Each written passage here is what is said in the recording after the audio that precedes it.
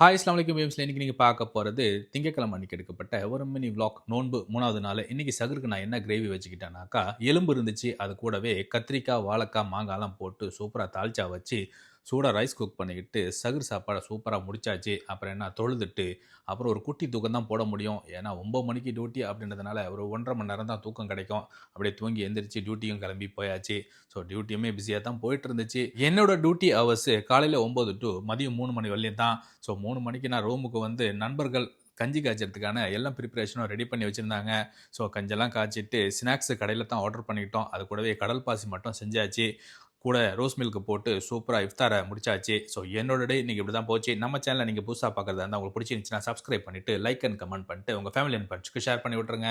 இணைய வழியாக இணைந்திருப்போம். நன்றி.